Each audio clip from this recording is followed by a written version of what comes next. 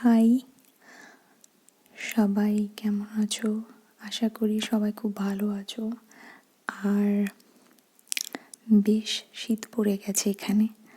তো আমি ভেবেচিন্তে ঠিক করলাম যে আমি পরপর 12 দিন 12টা ভূতের গল্প এরম সফট স্পোকেন স্টাইলে পড়ে শোনাবো। 12 ভূতের গল্প বইটি থেকে।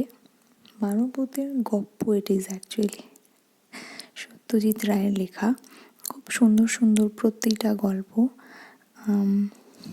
তো আজকে আমি যে গল্পটা বলবো সেটা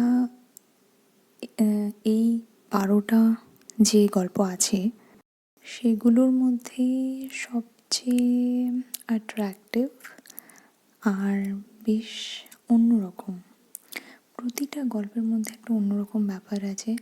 it's not only about the creepy stories, মানে নর্মাল নয়, খুবই ইউনিক একদম লেখার প্যাটার্ন বা গল্পগুলো। তো চলো স্টার্ট করছি। আর একটা কথা, আমি যেহেতু এই যে স্টোরি টেলিংটা ASMR স্টাইলে বানাচ্ছি, তার জন্য আমার যে সাউন্ডটা সেটা অত্যন্ত ড্রামাটিকভাবে আমি প্রেজেন্ট করতে পারছি না। কিন্তু যদি তোমরা চাও যে আমি একটু ড্রামাটিক ওয়েতে যেরকমভাবে স্টোরি টেল জেনারেলি রিড আউট করা হয় সেইভাবে যদি তোমরা শুনতে পছন্দ করো, তোমরা আমায় কমেন্ট করে জানিও। তাহলে আমি সেইভাবেও কয়েকটা গল্প চেষ্টা করব পড়ে শোনানোর। আমি চেষ্টা করছি যতটা সফট স্পোকেনভাবে পড়া যায় এটাকে সেভাবে পড়ে শোনানো, যাতে কেউ যদি কমফর্ট ফিল করে সেটাতে অসুবিধে না হয়। তো চলো স্টার্ট করা যাক। তো গল্পটার নাম হলো ভূত। নবীনকে দ্বিতীয়বারও হতাশ হয়ে ফিরে আসতে হলো। এবারেও অক্রুরবাবুর মন ভেজানো গেল না। উত্তরপাড়ার একটা ফাংশনে নবীন পেয়েছিল অক্রুর চৌধুরীর আশ্চর্য ক্ষমতার পরিচয়, যাকে বলে ভেন্ট্রিলোকুইজম। অবশ্য খেলার নামটা নবীনের জানা ছিল না, সেটা ওকে বলে দেয় দ্বিজপদ। দ্বিজুর বাবা একজন অধ্যাপক কিনা, তাই লাইব্রেরিতে নানান বিষয়ের বই, দ্বিজু নামটা বলে বানানটাও শিখিয়ে দিল। VENTRILOQUISM,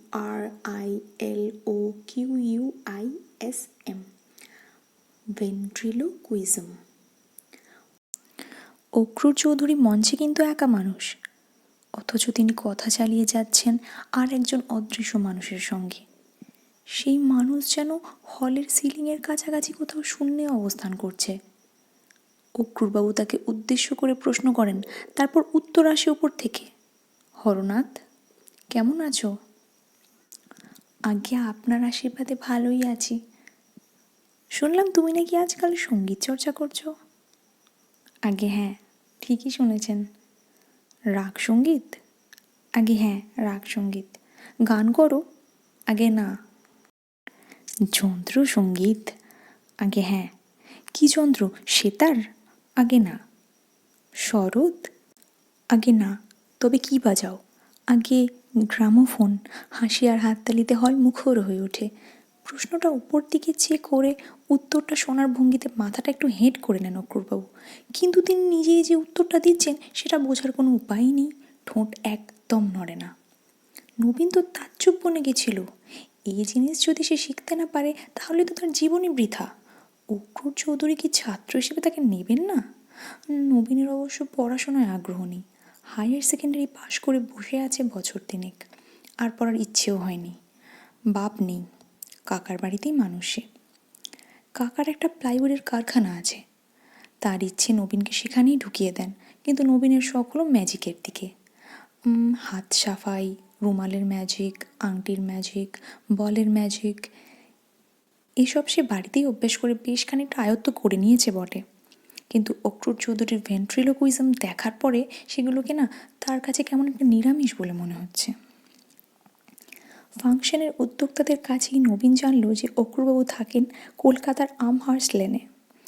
পরদিনই ট্রেনে চেপে কলকাতায় এসে সে সোজা চলে গেল যাকে গুরু বলে মেনে নিয়েছে তার বাড়িতে। গুরু কিন্তু বাদ সাধলেন। কি করা হয় এখন? প্রথম প্রশ্নই করলেন ভেন্ট্রিলোকুইস্ট। কাছ থেকে ভদ্রলোককে দেখে হৃদকম্প শুরু হয়ে গেছিল নবীনের। বয়স 45-এর বেশি নয়। চারা দেওয়া ঘন কালো গোঁফ, মাথার কালো চুলের মধ্যিখান দিয়ে টেরি কাটা। তার দুদিক দিয়ে ঢেউ খেলে চুল নেমে এসেছে কাঁধ পর্যন্ত। চোখ দুটো একটু ঢুলু ঢুলু, যদিও স্টেজে এই চোখ দুটোই না স্পষ্ট স্পটলাইটের মতো আলোয় ঝিলিক মারতে থাকে। নবীন বলল, সে কি করে? এই সব শখ হয়েছে কেন হঠাৎ? নবীন সত্যি কথাটাই বলল। একটু আধটু ম্যাজিকের অভ্যেস আছে, কিন্তু এটার শখ হয়েছে আপনার সেই দিনের ওই পারফরমেন্সটা দেখে। অক্রুবাবু মাথা নাড়লেন। এই জিনিস সকলের হয় না, অনেক সাধনা লাগে।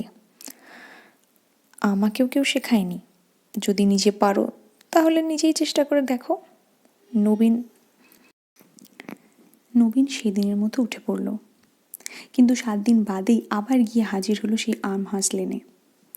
ইতিমধ্যে সে খালি ভেন্ট্রিলোকুইজমের স্বপ্নই দেখেছে। এবার দরকার হলে সে অক্রুবাবুর হাতে পায়ে ধরবে। কিন্তু এবার ঘটল আরও বড় বিপর্যয়। এবার অক্রুরবাবু তাকে একদম বাড়ি থেকে বাড়ি করে দিলেন। বললেন, আমি যে শেখাবো না সেটা তো তোমার প্রথমবারই বোঝা উচিত ছিল। সেটা যখন বোঝোনি তার মানে তোমার ঘটে কোনো বুদ্ধি নেই। আর বুদ্ধি না থাকলে কোনো রকম ম্যাজিক চলেই না। এই ম্যাজিক তো নয়ই। প্রথমবারে নবীন মুষড়ে পড়েছিল। এইবারে গেল তার মাথাটাই গরম হয়ে। চুলোয় যাক অক্রুর চৌধুরী, সে যদি না শেখায় তবে নবীন নিজেই শিখবে, কুছ পরোয়া নেই। নবীনের মধ্যে যে এতটা ধৈর্য আর অধ্যাবসায় ছিল সেটা সে নিজেই জানত না। কলেজ স্ট্রিটে একটা বইয়ের দোকান থেকে ভেন্ট্রিলোকুইজম সম্বন্ধে একটা বই কিনে সে শুরু করে দিল তার সাধনা। মোটামুটি নিয়মটা সহজই। প বর্গের অর্থাৎ প, ফ, ব, ভ, ম কেবল এই কটা অক্ষর উচ্চারণের সময় ঠোঁটে ঠোঁট থাকে, ফলে ঠোঁট নাড়াটা বেশি ধরা পড়ে যায়। এই কটা অক্ষর না থাকলে যে কোনো কথাই ঠোঁটের ফাঁক দিয়ে ঠোঁট বেশি না নাড়িয়েই দিব্যি বলে নেওয়া যায়। অবশ্য কোনো কথায় প বর্গের অক্ষর থাকলে সেখানেও উপায় আছে। যেমন তুমি কেমন আছো, এই কথাটা যদি আছো এরমভাবে বলা যায় তাহলে আর ঠোঁট নাড়াবার দরকারই হয় না, কেবল জিভ নাড়ালেই চলে। প, ফ, ব, ভ, ম এর জায়গায় যদি ক, খ, গ, ঘ, ঙ, এই হলো নিয়ম। কথোপকথন যদি হয় এই রকম, ধরো তুমি কেমন আছো, ভালো আছি। আজ বেশ ঠান্ডা পড়েছে তাই না? তা পড়েছে দিব্যি ঠান্ডা। তাহলে সেটা বলতে হবে ঠিক এই রকমভাবে।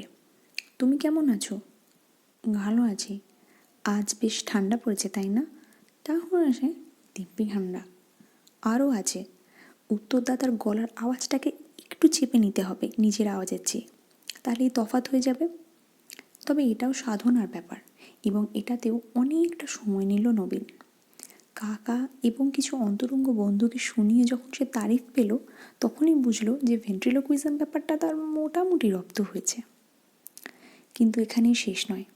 সেই অদৃশ্য উত্তরদাতার যুগ আজকাল নেই। আজকাল ভেন্ট্রিলোকুইস্টে কোলে থাকে পুতুল। সেই পুতুলের পেছনেই হাত ঢুকিয়ে মাথা ঘোরায় এবং ঠোঁট নাড়ায় জাদুকর। মনে হয় যেন জাদুকরের প্রশ্নের উত্তর দিচ্ছে সেই পুতুলটি।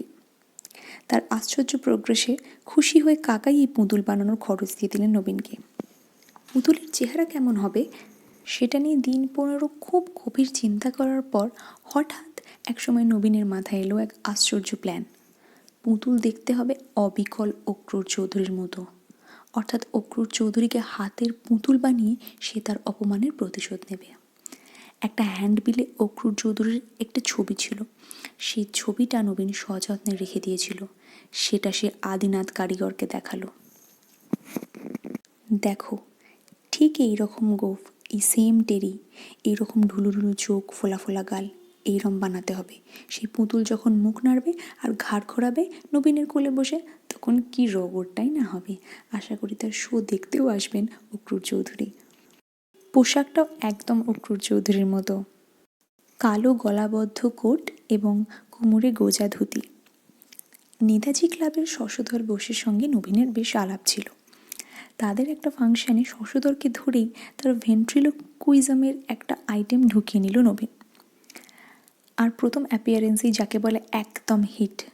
পুতুলের একটি নামও রাখা হয়েছে অবশ্য, ভূতনাথ, সংক্ষেপে ভূত।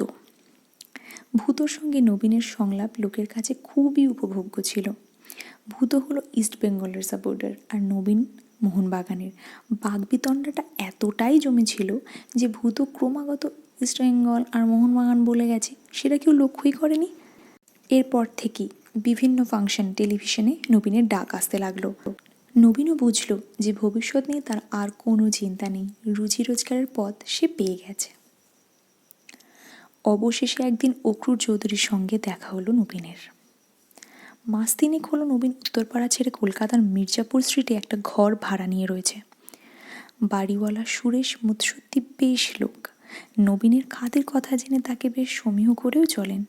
সম্প্রতি মহাজাতি সদনে একটা বড় ফাংশনে নবীন এবং ভূত প্রচুর বাহবা পেয়েছে। ফাংশনের উদ্যোক্তাদের মধ্যে আজকাল নবীনকে নিয়ে বেশ কাড়াকাড়ি পড়ে গেছে। নবীনের নিজের ব্যক্তিত্বেও বেশ সাফল্যের ছাপটা পড়েছে। তার চেহারা ও কথাবার্তায় বেশ নতুন একটা জৌলুস লক্ষ্য করা যায়। হয়তো মহাজাতি সদনের অনুষ্ঠানে অক্রুবাবু উপস্থিত ছিলেন এবং অনুষ্ঠানের উদ্যোক্তাদের কাছ থেকেই তিনি নবীনের ঠিকানাটা জোগাড় করেছিলেন। সেদিনের আইটেমে নবীন আর ভূতর মধ্যে কথাবার্তা চলছিল পাতাল রেল নিয়ে। যেমন, কলকাতায় পাতাল রেল হচ্ছে, জানো তো ভূত? কই না তো। সে কি, তুমি কলকাতার মানুষ ওই পাতাল রেলের কথা জানো না? ভূত মাথা নেড়ে বলল, তবে হাসপাতাল রেলের কথা শুনেছি বটে। হাসপাতাল রেল? তাই তো শুনি, একটা বিরাট অপারেশন, সারা শহরের গায়ে ছুরি চলছে। শহরের এখন তখন অবস্থা, হাসপাতাল ছাড়া আর কি। আজ নবীন তার ঘরে বসে নতুন সংলাপ লিখছিল লোডশেডিংকে কেন্দ্র করে। লোডশেডিং, জিনিসের দাম বাড়া, বাসে ট্রামে ভিড় ইত্যাদি এইসব জিনিস নিয়ে শহরের লোক সবচেয়ে বেশি মেতে ওঠে। ভূতর সঙ্গে সেই সব নিয়েই আলোচনা করলে দর্শক সবচেয়ে বেশি আনন্দ পায়, এটা নবীন ভালোভাবে বুঝে গেছে। আজকের নকশাটাও বেশ জমে উঠেছিল। ঠিক এমন সময় দরজায় টোকা পড়ল। নবীন দরজা খুলে বেশ খানিকটা হকচকিয়ে দেখল অক্রুবাবু দাঁড়িয়ে আছেন। আসতে পারি? নিশ্চয়ই। নবীন ভদ্রলোককে ঘরে এনে নিজের চেয়ারটা তার দিকে এগিয়ে দিল। অক্রুবাবু তৎক্ষণাৎ বসলেন না। তার দৃষ্টি ভূতর দিকে। সে অনড়ভাবে বসে আছে নবীনের টেবিলের এক কোণে। অক্রুবাবু এগিয়ে গিয়ে ভূতকে তুলে নিয়ে তার মুখটা বেশ মন দিয়ে দেখতে লাগলেন। নবীনের কিছু করার নেই, সে যে খানিকটা অস্বস্তি বোধ করছে না সেটা বললে ভুল হবে, তবে অক্রুবাবুর হাতে অপমান হওয়ার কথাটা সে মোটেই ভোলেনি। কিন্তু তোমার হাতের পুতুল বানিয়ে দিলে আমাকে? অক্রুবাবু চেয়ারটায় বসলেন। হঠাৎ এমতি হলো কেন? নবীন বলল, কেন বানিয়েছি সেটা বোধহয় আপনি বুঝতেই পারছেন। আমি অনেক আশা নিয়ে গিয়েছিলাম আপনার কাছে, সবটুকু ভেঙে দিয়েছিলেন আপনি। তবে এটুকু বলতে পারি, আপনার এই প্রতিমূর্তিই কিন্তু আমাকে প্রতিষ্ঠা এনে দিয়েছে। আমি খেয়ে পড়ে বেঁচে আছি এর জন্যেই। অক্রুবাবু এখনও ভূতর দিক থেকে চোখ সরাননি। বললেন, তুমি জানো কি না জানি না, বারাসাতে সেদিন আমার একটা শো ছিল। স্টেজে নেমে যদি চতুর্দিক থেকে ভূত ভূত বলে টিটকিরি শুনতে হয়, সেটা কি খুব সুখকর হয় বলে তুমি মনে করো? তোমার ভাত কাপড় আমি জোগাতে পারি, কিন্তু তোমার জন্য যে আমার ভাত কাপড়ের পথ বন্ধ হয়ে যাচ্ছে, তার কি হবে বলো? তুমি কি ভেবেছ আমি এত সহজে এটা মেনে নেব? সময়টা সন্ধ্যা, লোডশেডিং। টিমটিম করে দুটি মোমবাতি জ্বলছে নবীনের ঘরে। সেই আলোয় নবীন দেখল অক্রুবাবুর চোখ দুটো স্টেজে যেমন জলজল করে ঠিক সেরম জলজল করছে। ছোট্ট মানুষটার বিশাল একটা দোলায়মান ছায়া পড়ছে ঘরের এক দেয়ালে, আর টেবিলের ওপর ঢুলু ঢুলু চোখ নিয়ে বসে আছে ভূতনাথ, অনড়, নির্বাক।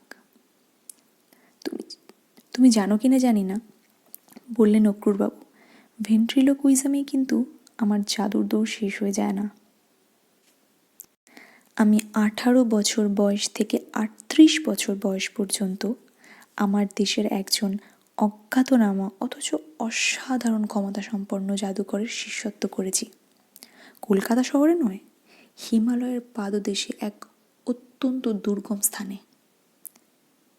সে জাদু আপনি মঞ্চে দেখিয়েছেন কখনো? না, তা দেখায়নি, কারণ সেসব স্টেজে দেখানোর জিনিস নয়। রোজগারের পন্থা হিসেবে আমি সে জাদু ব্যবহার করব না, এই প্রতিশ্রুতি আমি দিয়েছিলাম আমার গুরুকে, আর সে কথা আমি রেখেছি। নবীন বলল, আপনি আমাকে ঠিক কী বলতে চাইছেন সেটা বুঝতে পারছি না। আমি শুধু সতর্ক করে দিতে এসেছি। তোমার মধ্যে সাধনার পরিচয় পেয়ে আমি খুবই খুশি হয়েছি। ভেন্ট্রিলোকুইজম যেমন তুমি আমার থেকে শেখোনি, তেমন আমাকেও কেউ শেখায়নি। পেশাদারি জাদুকররা তাদের আসল বিদ্যা কাউকে শেখায় না, কোনো দিনও শেখায়নি। ম্যাজিকের রাস্তা জাদুকরদের নিজেদেরই করে নিতে হয়, ঠিক যেমন তুমি করে নিয়েছ। কিন্তু তোমার পুতুলের আকৃতি নির্বাচনে তুমি যে ধৃষ্টতা দেখিয়েছ সেটা আমি বরদাস্ত করতে পারছি না। শুধু এইটুকু বলতে এসেছি তোমাকে। অক্রুরবাবু চেয়ার ছেড়ে উঠে পড়লেন। তারপর ভূতনাথের দিকে চেয়ে বললেন, আমার চুল আর গোঁফ এতদিন কাঁচা ছিল, এই সবে পাকতে শুরু করেছে। তুমি দেখছি সেটা অনুমান করে আগে থেকেই বেশ কিছু পাকা চুল লাগিয়ে রেখেছ।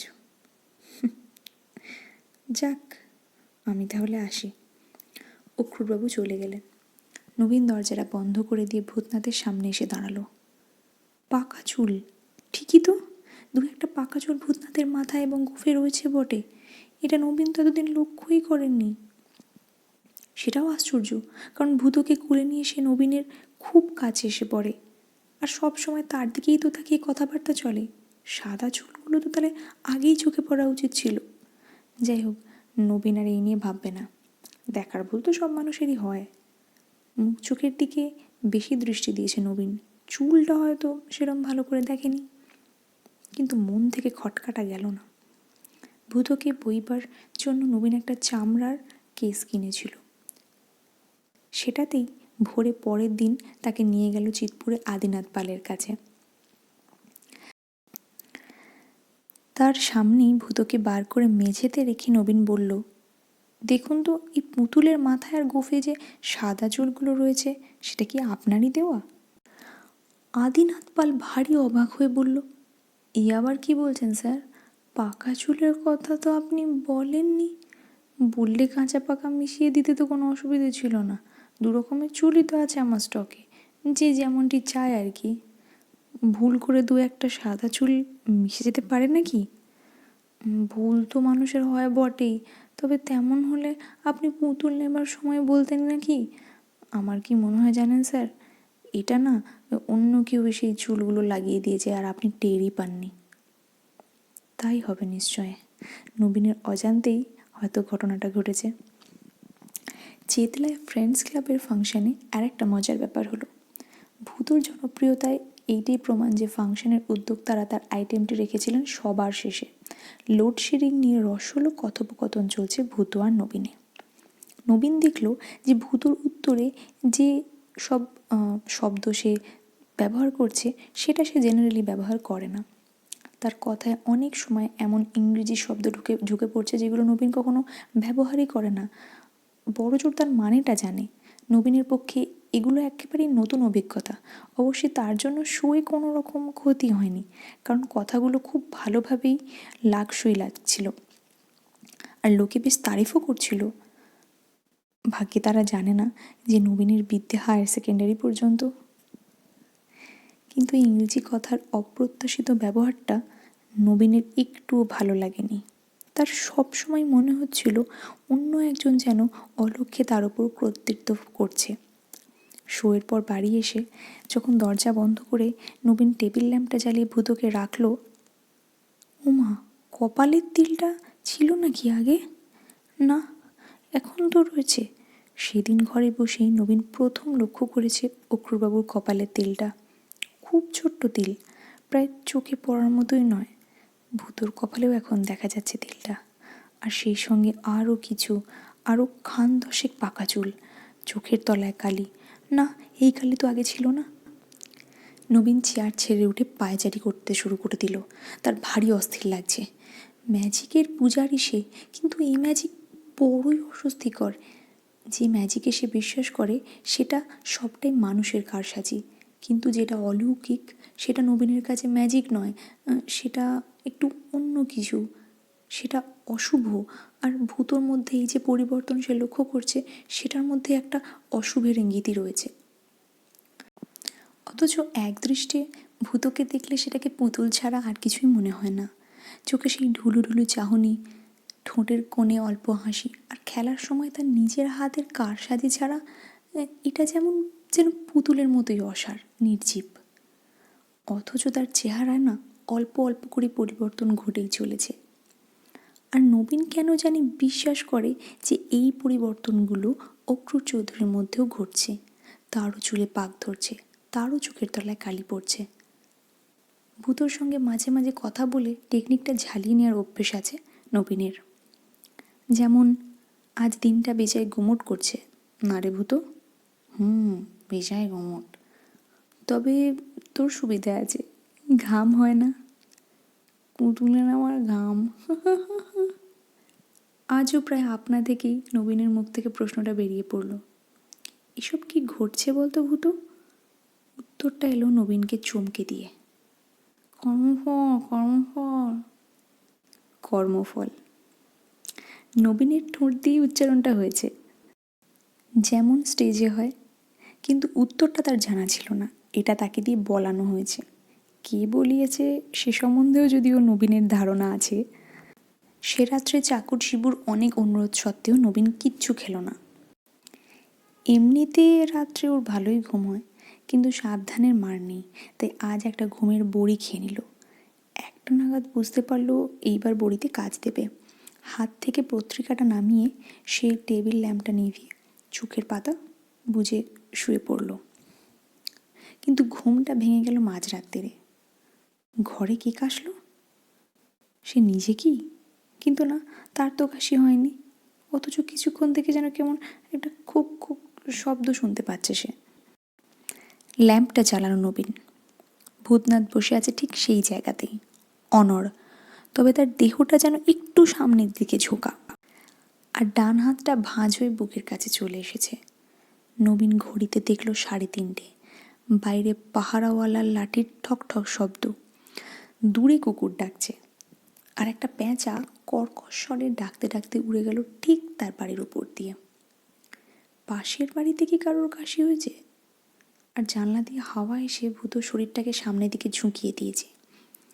20 শতাব্দীতে কলকাতা শহরের জনবহুল মির্জাপুর স্ট্রিটে তার এহেন অহেতুক ভয় অত্যন্ত বিসদৃশ্য। নবীন ল্যাম্পটা নিভিয়ে দিল এবং আবার অল্পক্ষণের মধ্যেই ঘুমিয়ে পড়ল। পরদিন ফিনলি রিক্রিয়েশন ক্লাবের বাৎসরিক ফাংশনে নবীন প্রথম ব্যর্থতার আস্বাদ পেল। প্রকাণ্ড হলে প্রকাণ্ড অনুষ্ঠান, যথারীতি তার আইটেমটাই শেষে রাখা হয়েছে। আধুনিক গান, আবৃত্তি, রবীন্দ্রসঙ্গীত, কত্থক নাচ এবং সবার শেষে নবীন মঞ্চের ভেন্ট্রিলোকুইজম। সকালে বাড়ি থেকে বেরোনোর সময় সে তার নিজের গলার যত্ন নেবার জন্য যা যা করার সব করে বেরিয়েছে। গলাটাকে পরিষ্কার রাখা খুবই দরকার, কারণ সূক্ষ্মতম কন্ট্রোল না থাকলে এ খেলা হয় না। স্টেজে ঢোকার আগে পর্যন্ত সে সব ঠিকঠাক করে দেখে নিয়েছে যে তার গলা একদম ঠিক আছে। এমনকি ভূতকেও প্রশ্ন করার সময় সে দেখে নিয়েছে তার গলা দিয়ে স্পষ্ট স্বর বেরোচ্ছে। কিন্তু সর্বনাশটা হলো ভূতর উত্তরে। এই উত্তর তো দর্শকের কানে পৌঁছবেই না, কারণ সর্দি কাশিতে তো বসে গেছে ভূতর গলা। আর এটা শুধু ভূতরই গলা, নিজের গলা কিন্তু একদম স্পষ্ট। লাউডার প্লিজ বলে আওয়াজ দিল পেছনের দর্শক। সামনের দর্শক অপেক্ষাকৃত একটু ভদ্র, তাই তারা আওয়াজ দিলেন না, কিন্তু নবীন জানে যে তারা ভূতর একটা কথাও বুঝতে পারছেন না। আরও 5 মিনিট চেষ্টা করার পর নবীনকে মাফ চেয়ে স্টেজ থেকে বিদায় নিতে হলো। এইরম লজ্জাকর অভিজ্ঞতা তার জীবনেই প্রথম। সেদিনের পারিশ্রমিকটা নবীন নিজেই প্রত্যাহার করলো। এই অবস্থায় টাকা নেওয়া যায় না। এই পরিস্থিতি নিশ্চয়ই চিরকাল চলতে পারে না। অল্প দিনের মধ্যেই আবার স্বাভাবিক অবস্থা ফিরে আসবে, এই বিশ্বাস আছে নবীনের। ভাদ্র মাস, প্রচণ্ড গরম, তার উপরে এইরকম অভিজ্ঞতা। নবীন যখন বাড়ি ফিরল তখন প্রায় রাত 11:30। সে রীতিমতো অসুস্থ বোধ করছে। এই প্রথম ভূতর ওপর একটু রাগও অনুভব করছে সে, যদিও সে জানে ভূত তো তার হাতেরই পুতুল, ভূতর দোষ মানেই তার দোষ। টেবিলের ওপর ভূতকে রেখে নবীন দক্ষিণের জানলাটা খুলে দিল। হাওয়া বিশেষ নেই, তবে যেটুকু আসে, কারণ আজ শনিবার, রাত 12টার আগে পাখা চলবে না। নবীন মোমবাতিটা জেলে টেবিলে রাখতেই একটা জিনিস থেকে তার হাত পা একদম ঠান্ডা হয়ে গেল। ওমা, ভূতোর কপালে বিন্দু বিন্দু ঘাম জমেছে। শুধু তাই না, ভূতোর গালে যে একটা চকচকে ভাব ছিল সেটা আর নেই। ভূতো কেমন একটা শুকিয়ে গেছে, আর ভূতোর চোখ দুটো লাল। এই অবস্থাতে নবীন তার পুতুলের দিকে আরও দুপা এগিয়ে না গিয়ে পারল না। কত বিস্ময়, কত বিভীষিকা তার কপালে আছে সেটা দেখানোর জন্য যেন তার ওপর একটা জেদ চেপে গেছে। দুপা বেশি এগোনো সম্ভব হলো না নবীনের। একটা জিনিস চোখে পড়ায় তার চলা আপনিই বন্ধ হয়ে গেছে। ভূতোর কলাবদ্ধ কোটের বুকের কাছটায় একটা মৃদু উত্থান পতন। ভূত শ্বাস নিচ্ছে, শ্বাসের শব্দ শোনা যাচ্ছে কি? হ্যাঁ, যাচ্ছে বই কি। ট্রাফিকবিহীন নিস্তব্ধ রাতে নবীনের ঘরে একটির বদলে দুটি মানুষের শ্বাসের শব্দ। হয়তো চরম আতঙ্ক আর প্রচণ্ড বিস্ময় থেকেই নবীনের গলা দিয়ে একটা অস্ফুট শব্দ বেরিয়ে পড়ল, ভূত! আর সেই সঙ্গে সেই অশরীরী চিৎকার নবীনকে ছিটকে পিছিয়ে দিল তার তক্তপোষের দিকে। ভূত নয়, আমি অক্রূর চৌধুরী। নবীন জানে যে সে নিজে এই কথাগুলো উচ্চারণ করেনি, কণ্ঠস্বর ওই পুতুলের। অক্রূর চৌধুরী কোনো এক আশ্চর্য জাদু বলে ওই পুতুলকে সবর করে তুলেছেন। নবীন চেয়েছিল অক্রূর চৌধুরীকে তার হাতের পুতুল বানাতে। এই জিনিস নবীন কিন্তু চায়নি। এই জ্যান্ত পুতুলের সাথে একা ঘরে থাকা নবীনের পক্ষে অসম্ভব। সে এখনই কি যেন একটা হলো, একটা শ্বাসের শব্দ কমে গেল কি? হ্যাঁ, ঠিক তাই। ভূত তো আর নিঃশ্বাস নিচ্ছে না, কপালের ঘামগুলোও নেই, চোখের লাল ভাবটাও আর নেই, আর চোখের কালিও তো মিলিয়ে গেছে। নবীন খাট থেকে উঠে গিয়ে ভূতকে হাতে নিল। একটা তফাৎ হয়ে গেছে কেমন করে জানি এই অল্প সময়ের মধ্যেই। ভূতোর মাথার ঘোরানো যাচ্ছে না, ঠোঁট আর নাড়ানো যাচ্ছে না, যন্ত্রপাতিতে কেমন একটা জাম ধরে গেছে। আর একটু চাপ দিলে কি ঘুরবে মাথাটা? চাপ বাড়াতে গিয়ে ভূতোর মাথাটা আলগা হয়ে টেবিলের পাশে খুলে পড়ে গেল। পরদিন সকালে সিঁড়িতে নবীনের সাথে দেখা হলো বাড়িওয়ালা সুরেশ মুর্শুদ্দির। ভদ্রলোক অভিযোগের সুরেই বললেন, কই মশাই, আপনি তো আপনার পুতুলের খেলা একদিনও দেখালেন না আমাকে। সে কি যে বলে, ভেন্টি কলোজিয়াম নাকি? পুতুল নয়, নবীন বলল, এবার অন্য ম্যাজিক ধরবো। আপনার যখন শখ আছে তখন নিশ্চয়ই দেখাবো, কিন্তু হঠাৎ প্রসঙ্গ কেন? আপনার এক জাত ভাই যে মারা গেছে, সেদিন দেখলাম কাগজে। অক্রূর চৌধুরী? তাই বুঝি? নবীন এখনো কাগজে দেখেনি। কিসে গেলেন? হৃদরোগে, বললেন সুরেশবাবু। আজকাল তো 70% জনই যায় ওই রোগে। নবীন জানে যে খোঁজ নিলে এটা সে নির্ঘাত জানতে পারবে যে মৃত্যুর সময়টা হলো গতকাল রাত 12:10। এখানেই গল্পটা শেষ হয়ে যায়। আর খুব ভালো লাগলো গল্পটা পড়তে গিয়ে। আশা করি তোমরাও এনজয় করছো। কমেন্ট করে জানিও। আর গুড নাইট।